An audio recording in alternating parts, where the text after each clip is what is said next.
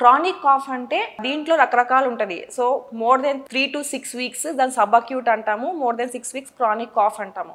So chronic cough రావడానికి రకరకాల కారణాలు ఉంటాయి.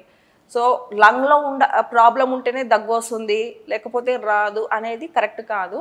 దగ్గు రావడానికి ఊపిరితిత్తులో టీబీ వలన అవ్వచ్చు, లేదా నిమోనియా అయి ఉండొచ్చు, లంగ్ క్యాన్సర్ అయి ఉండొచ్చు, యాప్సెస్ అంటాము అంటే లంగ్లో చీము ఉన్నా కానీ రావచ్చు, బ్రాంకెక్టాసిస్ అంటాము. సో బ్రాంకెక్టాసిస్ వలన రావచ్చు, ఐఎల్డి అంటాం. ఐఎల్డి వలన రావచ్చు, సిఓపిడి అంటే chronic obstructive pulmonary disease. So దానివల్ల కాఫ్ రావచ్చు. ఇంకా ఏంటంటే మనకి కడుపులో అసిడిటీ ప్రాబ్లం వల్ల ఉన్నప్పుడు కూడా మనకి కాఫ్ అనేది వస్తుంది. చాలామంది అదే నాకు లంగ్స్లో ప్రాబ్లం ఉంది, నాకు లేదు కదా, నాకు దగ్గెందుకు వస్తుంది అని అడుగుతారు. కాకపోతే గ్యాస్ట్రిటిక్ ఇష్యూ ఉన్నా కానీ జిఈఆర్డి అంటాము, gastro oesophageal reflux disease. So దానివల్ల ప్రాబ్లం రావచ్చు.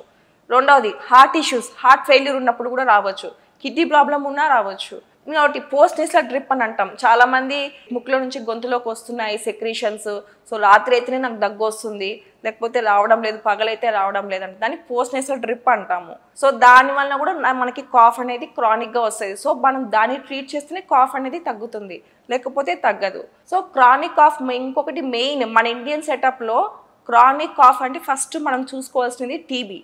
ఏమంటే టీబీ మన ఈ లో సోషియో ఎకనామిక్ స్టేటస్లో ఉన్నాం కాబట్టి ఈ టీబీ అనేది మోస్ట్ కమ్యూనికబుల్ డిసీజ్, మన ఇండియాలో మోస్ట్ కామన్ డిసీజ్.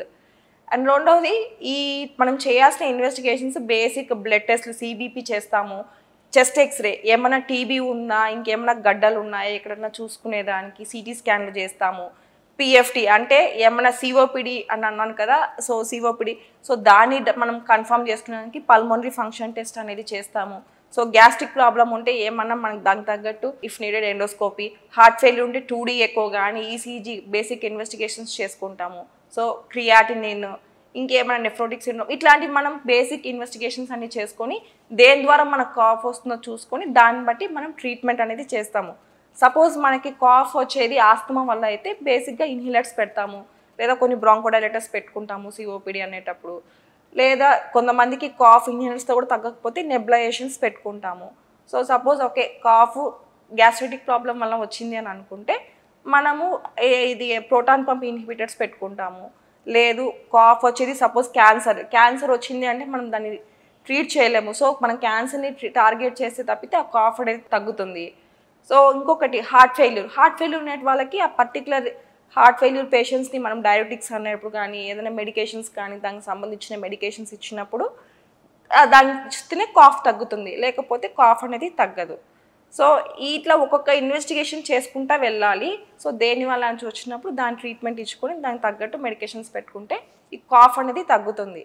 సో ఇంకా పర్టికులర్గా చెప్పాలి అంటే కాఫ్ అనేది ఇప్పుడు చాలామంది బేసిక్ ప్రాబ్లం, ఇప్పుడున్న పొల్యూషన్స్లో కూడా చాలామంది కాఫ్ ఏం ప్రాబ్లం లేకపోయినా అలర్జీ వల్ల కూడా కాఫ్ వస్తుంది.